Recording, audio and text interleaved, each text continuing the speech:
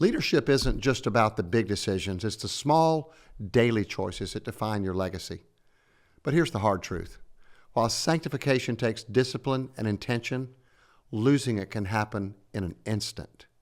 One small compromise, one overlooked warning sign, and the ripple effects can change everything. So how do you stay the course? How do you finish well? In today's episode, we're diving deep into the guardrails, self-awareness, and accountability that every leader needs to protect their influence and their soul.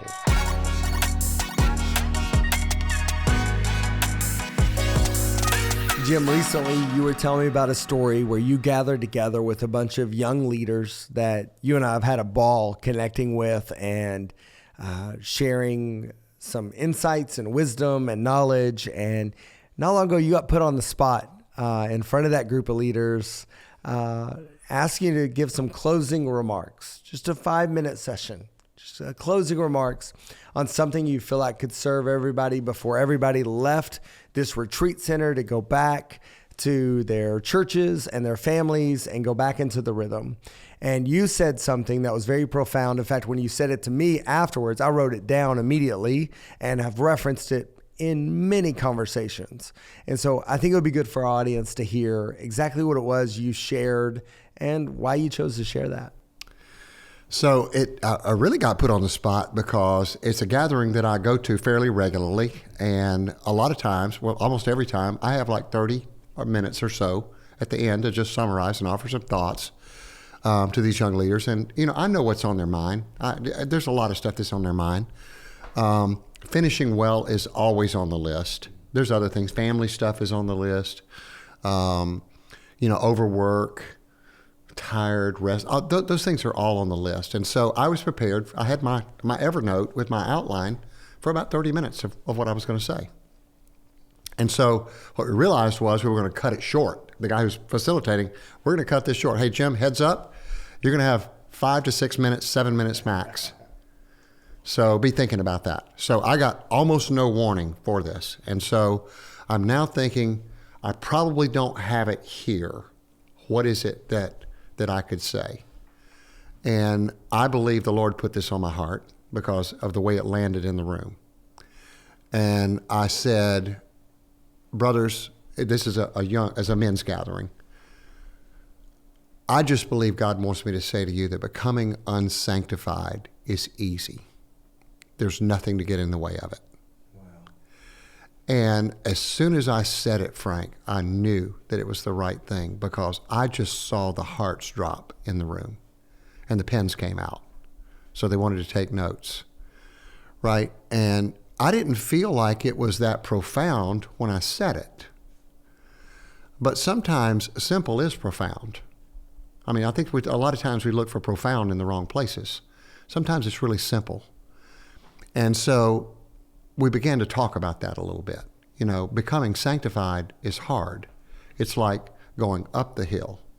Becoming unsanctified is easy because once you stop going up the hill, the slide can happen fairly quickly. And that was the idea that I put there. And it just, I could tell. There were 5 or 6 guys in there. I have no idea what's going on in their life. But what I said wrecked them. I could tell just looking at the nonverbal response. Wow, that's incredible. I will tell you, I know you feel like it's simple. It is profound, for sure.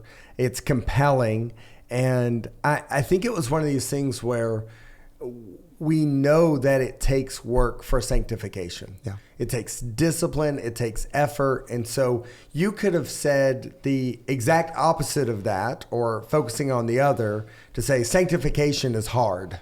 And I don't think anybody would have got their pens out. I think it'd be like, yes, we know that. Check. But the fact that that's what we're pursuing, we know, right. We agree. Right. But hopefully nobody's pursuing unsanctification. And so therefore, when you said, whoa, that's really easy, I found it to be really compelling because I think it put an emphasis on the importance of having the right guardrails, having a plan in place so you don't find yourself in the easy situation of becoming unsanctified. Yeah. So I haven't asked you this, but what follow-up conversations have come from that? What have you seen as fruit from that side conversation? Well, what we talked about was, for me, I'm always going to go to, so let's make this really practical. How does this work out? And so what I said to them is, I said, look, I think that if you want to guard against becoming unsanctified, then there's two things that you have to do. One of them is internal and one of them is external. That you have to have your own constant pursuit of holiness, your day-to-day journey with God, to become more and more like Him, which means recognizing more and more of your sin, right? I mean, I think for most of us, when we became Christ followers, I know, let's put my hand up. When I became Christ, I thought I had three things that if I could work on and fix those, I'd be a really good guy. And here I am all these years later, and I'm starting to feel like I'm Paul. I'm not sure there's anybody in the room who's more of a sinner than me. Wow. God, grace does that in your heart. And that's the whole idea, is you have to have that day by day walk to pursue holiness in your own journey. Okay, so that's the internal piece, Frank. The external piece is, especially as a pastor, you have to have accountability in your governance. Not your dudes over here, that can be fine, but you have to have accountability in your governance, and you have to be personally accountable to the men, and if your polity includes it, women, who are on your board, your elders, your session, your vestry, whatever it is that you're set up. And you've got to make sure that you're being honest with those. Now, what it means is you've also got to put men and women there who will stand up to you and your stuff. Yeah. And I said to him, and by the way, and if you say you don't have stuff, that's a whole nother issue we need to cover, because you do have it. Let me just say that out loud. That's exactly right. And they're taking notes on that, because I think it is that, Frank. It's not just internal. It's not just external. It has to be both. So, Frank, I think the board composition is a hidden trap. You're probably saying, well, what do you mean by that? I mean, if you've got a board, isn't it accountability? No, you've got to have the right kind of voices on there. Mm-hmm. Look, nobody wants, Danny Downer, who's no to everything. Yeah. And you also don't want the person who's yes to everything. The way that I say it is, if all the people on your board are all green light all the time, that's not accountability. That's not accountability. Wow. And that's a hidden trap. You've got to make sure that there are at least some people on there who have the spine and the discernment and the maturity to call you on it when they say, hey, Pastor, this is not right. And that's going to be helpful to you. And that's a trap, because I think if you don't have the right board, that's going to cost you. I think that's great. And I love that you're not going with just traps, but hidden traps. We know the obvious things that are out there, but there are these hidden traps or things that may catch us off guard. Speak a little bit to the hidden trap that is this mindset that the more spiritual we become, we can actually loosen our guardrails because we're going to be fine. So maybe we originally started the church with the Billy Graham rule, but now we're past that now. Like I'm fine. Talk to the hidden trap of kind of loosening the guardrails as we deem that we've been more successful in our spirituality. Yeah, I see that a lot. And here's why that's a hidden trap. And it's a dangerous trap on top of that. You actually need to tighten the guardrails. You need to tighten the guardrails at that point, because here's what we know. The more that you're invading into spiritual darkness, the more the target on your back is real. Now I'm a Presbyterian. I'm not looking for demons around every corner, okay? But that is real. That is very, very real. And I see that out there. And I just don't think that's healthy. Right? Carrie Newhoff did a podcast with Rick Warren a couple of years ago, and Rick actually talked about him doing the Billy Graham rule. He mentioned another prominent leader that he had mentioned that to. That leader had a failure, and Rick said, and I mentioned it to him, and he said, oh, Rick, you're just too old-fashioned, or something like that. And then Rick said, and look what happened to him. So he loosened the guardrails. Rick kept his tight, and Rick finished well. He finished well. There's something to that, right? Yeah. There's not a secret to finishing well. There's a formula, but it's not a secret. If I were to add one more hidden trap that doesn't affect every denomination, but I think it affects most Christians nowadays, and that's the unwillingness to verbalize our sin. The idea of confession, of having somebody in your life that you're processing with. We have gone to a generation of unspokens, and we're just like, hey, pray for me, I'm navigating something. And that's as far as we're willing to go to verbalize it. And I think we are seeing a younger generation. When you see Jonathan Pokluda and you see Jenny Allen, they are very unapologetically calling out sin and saying it needs to be spoken out loud. And there's a generation that realizes the power in that, but there are a few generations in between that have avoided that for too long. And it's a unique hidden trap in and of itself. Yeah, I love that. And to be specific, most of us will go into that conversation. If we are willing to say it, we say, oh, I'm a sinner. Well, that's not what we're talking about. Correct. We're talking about naming the specific thing that's afflicting you and apologizing to God and repenting and saying, Father, would you forgive me because I want to get out of this. Yes. That's what we're saying here. Right. In this next segment, we're going to react to a clip from Matt Chandler on Lecrae's podcast about fallen pastors. Here it is.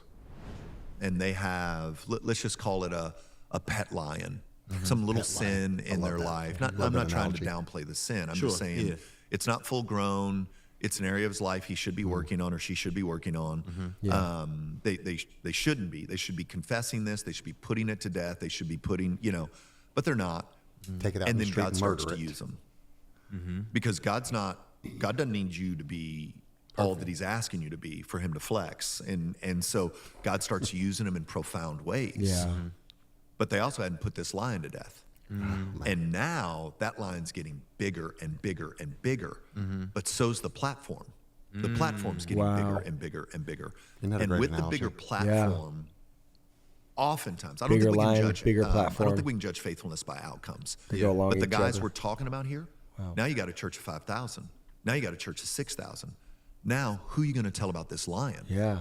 Well, you can't tell anybody about Who this are you lion. going to tell? Wow. You can't, because the mistake is that now this job is better than Jesus.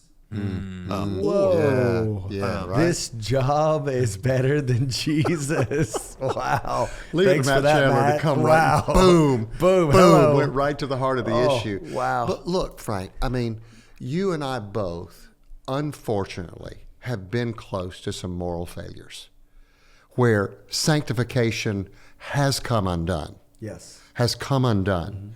And that slow walk, step by step into darkness has happened. And it happens just like Matt's talking about. You got a church of 200 or 300, and you got this pet lion. And then, and what Matt's saying is like, you got to kill him right then. You got to take that lion, whatever that thing is, you got to take it out into the street. He may not have said it. You got to murder that thing out in the street. Because without doing that, it just becomes bigger. And now the shame and the guilt and the bad publicity and the disrepute that comes to you and your family and your church and your community and everybody, it's what he's saying. He said, who are you going to tell now? I got this full-grown lion who is eating my lunch behind the scenes and nobody knows it. Yeah. Sanctification has come completely undone, and it was nothing to check it. Wow. Wow. There's this unique idea that he presents with it being like a baby cub. And it's not that big a deal. I can just deal with it myself. It's tameable. Kitty it's cat. fine. Yeah, It's a kitty cat. Yeah, it's no big deal at all. It's so interesting. It's in my experience, it goes when I talk to people after they've experienced a moral failure, a significant moral failure. It's like it was a cub, and then one day they turned around and it became a lion. It didn't grow up with them the same way. They don't perceive it that. It was like, they kept it small successfully for a very long time. Beating it back. And then all of a sudden it just showed up one day and it was a beast. And then now they don't know what to do. What do you say to the leader that is so afraid? Because yes, you can squander a massive platform, but you could also keep from ever getting going. Like if you don't handle this the right way, so many are afraid that if they come clean with what they're navigating in the small scale, it's going to undermine any opportunity for them to grow or be used by God. So how do they get to that safe space? Who do they talk to? How do we create this to happen? So I don't disagree with Matt. I think it absolutely should happen. What environment? Where do we create those opportunities for that to happen, where people are willing to get to a broken, honest place where they'll reveal that, because it's not in their day-to-day operations. Right. Typically. Right.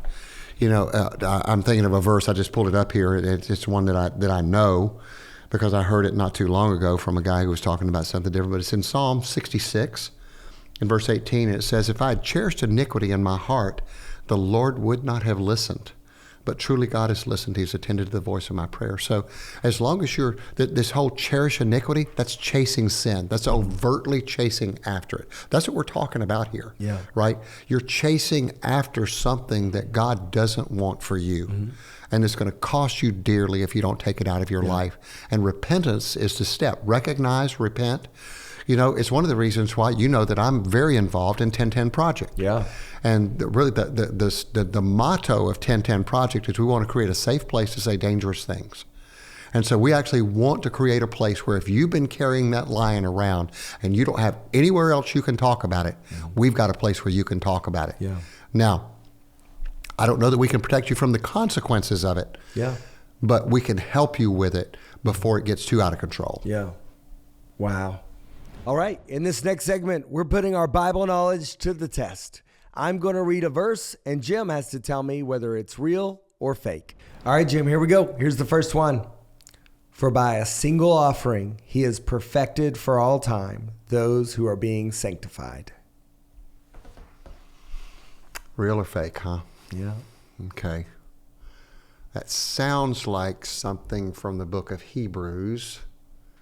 Doesn't sound exactly like the translation that I normally read, but I'm going to go with that's a real verse. I'm going to go with that. Hey-oh, you got it right. Yes, sir. That's real. Hebrews 10:14. Okay, I didn't know. Yeah, I knew it was somewhere. Yeah, there you go.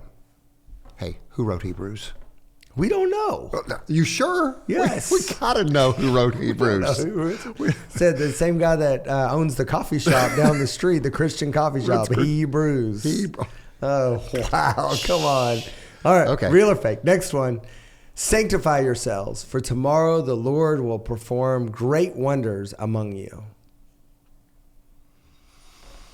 Okay. So what I have to, I don't read the NLT or the Message very often. So I have to decide, is that a verse that I know in a translation that I don't normally read? And I'm going to go with, I think that might be a verse in one of the more modern translations. It's biblical for sure, but I'm a little bit undecided, so I'm going to go with fake. Okay, so you're going fake. I tilted right at the Yeah, last you did. minute. You had a little pivot there. Yeah, because I'm just, it sounds biblical, but just because it sounds biblical doesn't mean it's in the Bible. And I'm going to go with fake on that one. That's it. You got it right. It's actually kind of a mashup of Joshua 3:5, just slightly distorted. I was trying to think it was somewhere back there. Somewhere Yep. back in there. I was like, that's if it is, it's the Message, and it's right back in there somewhere. Right. Yeah. Okay, good. Yep. Here's another one. By the way, that wasn't knowledge. I was truly 50-50 on Guesstimating. that You're one. So don't give me too much credit for being a Bible expert. You're a spiritual coin flipper at this point. There we go. Wow, I'm amazed. The favor of God is upon you. The one who walks in sanctification will never stumble, for the Lord holds his hand. That feels like something that would, the language feels like maybe Psalms or Proverbs. But, and I'm not an expert, but I think I'm pretty familiar with both.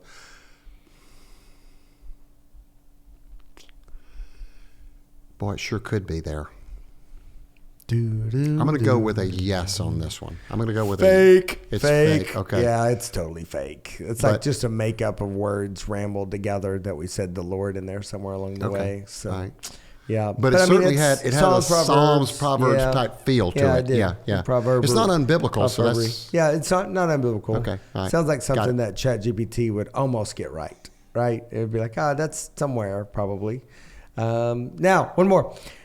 Now may the God of peace himself sanctify you completely, and may your whole spirit and soul and body be kept blameless at the coming of our Lord Jesus Christ. Yeah, this is one of my favorite benedictions, and I know where that's from. That's from 1 Thessalonians 5. There you go. So, yeah, I know you that knew one. that one. You knew that one. I've actually used that one as a benediction before. I said, no, may the God of peace himself sanctify you completely. You're like, I got it already. Yeah, Got it I've figured used out. that as a benediction before. So good. Yeah. So good. Yeah. Well, so I actually nailed one of them. Nailed one. Right. Yeah. Because I wasn't sure about the one from Hebrews, and I I think that's Hebrews. You were 3 of 4. That's 75%. That would be typical for a Georgia grad. The middle two I was flipping coins because I wasn't that's sure on either one of those. 75%, that's a Georgia grad. That's right there at it. Yeah, I passed. Well, now it's time for a fun little segment we call Who Said It? Here's how it works. I'll read a quote from a well-known pastor or Christian leader, and Frank has to guess who said it. Here we go. All right, Frank. First one. God is most glorified in us when we are most satisfied in him. Well-known, Reformed movement. Oh, so I was already going between Passion Conference people. So I was like, is this something Louis said or Piper said? So I'm going to go Piper. That's a good one. That's well said. Yeah, way to go. All right. Way to go. There you go. Right. 1 for 1. 1 for 1. Yeah. That's kind of the one. Keller has said it a little bit differently, and when he says it, it sounds like what Piper said. It's only changed like 1 or 2 words, but Piper is the one who said it originally. Nice. And it's just a great statement. Yeah. Just such a great statement. All right. So here we go. Number 2. Success is not what you've done compared to what others have done. Success is what you've done compared to what you were created to do. Well-known pastor, also known for leadership. Yeah, so I mean, my mind immediately, I was going like Hodges or Stanley or Groeschel. Mm-hmm. It was, the very last part made it not sound like Stanley. And so there was a vision book called, I read a leadership book. Gosh, this was like 15 years ago. Calzone, like CH. Yeah. So I'm going to go with Groeschel on that one.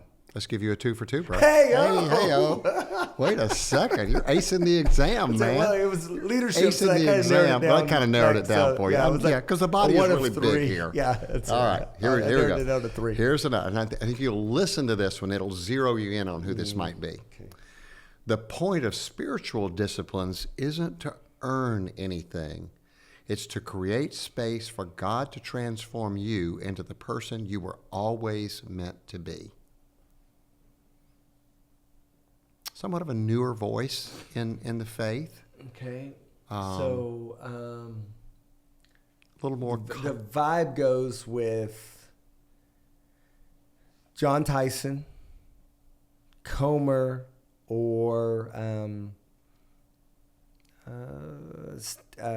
Stanton or Tyler Staton. Yeah, Tyler Staton. Mm-hmm. Yeah. So I'm narrowing down to 3. That's a good list. That's a good list. Is it in that 3? That's a good list. Is it in that 3? That's a good okay, list. It's a good list. That's a good list. I'll go, just knowing you, I'm going to go. Okay, I'm taking Tyler out. Sorry, Tyler. I got a 50-50 chance. Now you're down to 50-50. I would take Tyler out. Yeah. I'll go, just because he has more quotes, I'm going to go Comer. Okay, yeah, that's good. Because it could be either one. I'm with you. I mean, same thing. It's very John Tyson. Was it right? Yeah, Comer. Hey, Comer. Yeah. I think this one's harder. I think the fourth one's a little harder because it's a great quote from an unlikely place. Okay. Okay, all right. So keep that in mind. If a person gets his attitude toward money straight, it will help straighten out almost every other area in his life. I think this one's tougher because it's not someone that you would expect to have said that. Not because they don't believe it, but just that's not what he normally talked about. It's not his normal topic. Not his normal conversation. Yeah. And this one. And a little older. Yeah, I'm probably not going to go old enough. Mm-hmm. I'm just. When I say older to you, that's a relative term. It's relative. I don't know. You're looking at me. I'm not going to get it right, but here's what I was thinking. I was thinking like Batterson. Okay. Yeah. I could see that. I mean, yeah, he exactly. would teach on that, but that He wouldn't would. be like a that wouldn't be book what he he's wrote known or for. whatever. Yeah. Billy Graham. Billy Graham. Yeah, when I saw it on the list, I've never heard Billy Graham say that. I would not have gotten that one right. Yeah, I'll say I wouldn't that have come close. I would have said Larry Burkett or something like that, Yeah. but I would. Yeah. I wouldn't have said that. Said him. Yeah, as soon as you were like, it's not somebody in the financial space, it eliminated a bunch of people real quick. Yeah. Ramsey, Burkett, Yeah. so I was like, okay, where is it? Yeah, and the common denominator here is that all four of these are voices that we can hear some really, really good, clear thinking on sanctification. That's great. That's great. There we go. That's not bad. 3 out of 4. 3 out of 4. Tennessee graduate. That's it. All right, now it's time for a segment we're calling Hot or Not. For this one, we're bringing in producer Bethany, who's stepping out from behind the camera to join us on screen. Bethany's going to tee us up with some topics related to church finances and giving. Jim and I will have to decide if the topic is hot or not. And of course, explain our answers. Here we go. First one we got here.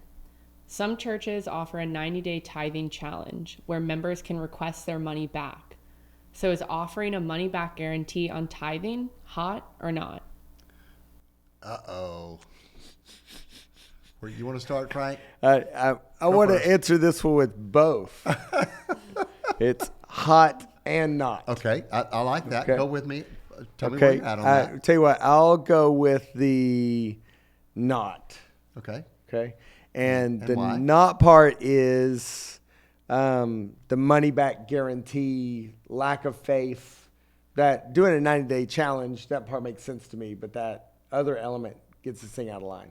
Yeah. Okay, I'm with you on that. So that to me is the money back guarantee part of it takes all the faith out of it. Yeah. I'm not super hot on the tithing challenge idea. Yep. All right, here's why. Because it's a temporary thing when I think there are better, more long-term systemic things that you can do. But I don't hate it. Yep. It's just not what I would do.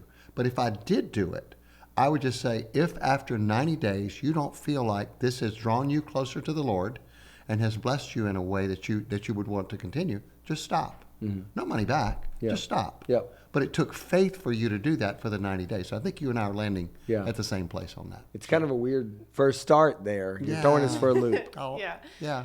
Well, Bethany's new to the set here, Okay. Frank. She's She's got to like get used gonna- to you and gonna me. mess with- Yeah, that's... Let's see how you do on the second one, Bethany. Yeah. I'm giving you a meh, meh on that first Okay, one. we'll see if this is both or neither. Okay. Okay. Pastors should have access to members' giving information. Hot or not? Well, all you got to do is Google my name and you'd know my position Yes, on yeah, that. go I've ahead. said a lot on that. So, yes, but that's hot, but I want to add this caveat. I don't want you obsessing over that. I mean, seriously, if you have access to it, it's just to look at it if needed. If there's a situation that came up. If you received a very, very critical email, for example, and it was about your conversation about money and faith in the church, maybe a sermon series or something, I think you should be able to look and say, hey, am I dealing with somebody who's a faithful giver or not? Because that would temper my response, Yeah. right? I wouldn't make it, they're not bad or better for whether they did or didn't. It would just determine how I might respond to the person. Yeah. There would be some other, by the way, qualifying for leadership. You should not put anyone onto your board or other key leadership positions who are not faithfully supporting the church. So a pastor should be able to look at that. I agree with you 100%. You were giving me a look like you had something else. But I was going to throw in there, maybe it's a not for a season for some pastors that don't feel comfortable or ill-equipped to kind of process further. Yeah, So I would say, ultimately, I'll say the answer is hot. But is there a space where not might apply for a season? Yes. Yeah, I know pastors who look at me and would say, Jim, I'm not saying it's a biblical issue. I'm saying it's a me issue. I just don't know that my conscience could handle that at this point in time. And I respect that. Now, if you try to tell me it's a biblical issue, I was like, wait, we might want to talk about that. But if you just fess up and say it's not biblical, it's just me, I'm like, 100%. I'm with you, brother. That's great. Go with you on that one. All right, so. Good one, Bethany. Good job. Awesome. There we go. That one seemed more clear. Better. You're getting adjusted to our crazy little world. Perfect. Okay, next one we got up. Some churches make staff salaries public to promote financial transparency. Is this hot or not? You were on staff at a church. I'll let you start. Not. I think overall staffing expense should be transparent.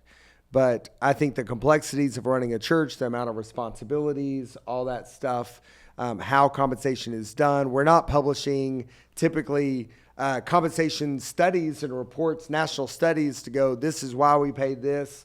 There's not enough information there. So we're, I think by publishing everybody's salaries without context, without job descriptions, without national standards and expectations of what is in the marketplace or how this works in church space, without that, it just causes confusion and distrust.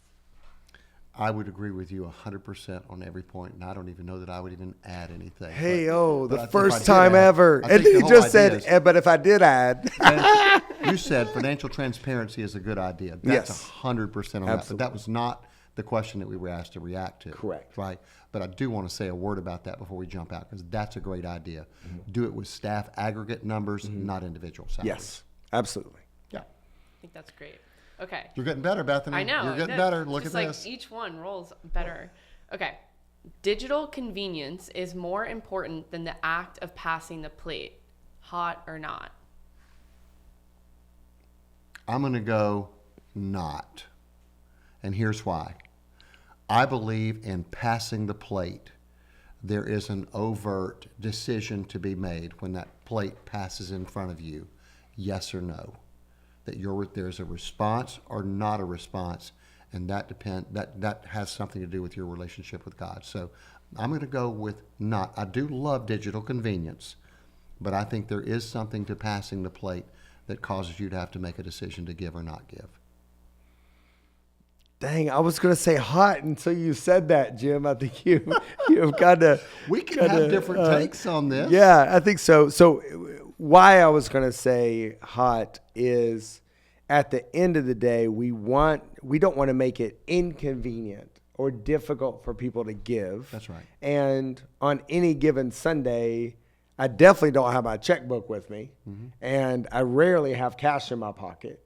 And so digital convenience is necessary. I do think that the call to give, it's an act of worship, and there is an element or an aspect that it needs to be acknowledged in the service, even for the benefit of teaching future generations. My kids, I don't know if my kids have ever seen me put an offering in their lives, ever seen me put an offering in the plate. They know we give, and I believe that being taught from the stage has helped me at least highlight that that's an act of worship and a decision of first fruits. Yep. On the front end. So I think the passing the plate moment helps me navigate a conversation whether I choose to give digitally or not. But if I had to choose between passing the plate and eliminating digital, I would say digital that's just how people simply give, and I wouldn't want to make it difficult for them to give. With you. All right, last one we got here. Some churches let members choose which ministries or causes their tithes and offerings go to, hot or not. What is it? I look like I'm in first grade. You're excited about that this. That is not hot. That not is not hot. Now, so here's the way I read the question. This is not like designated funds. So I've got like a missions fund or a building fund or something like that you give money to.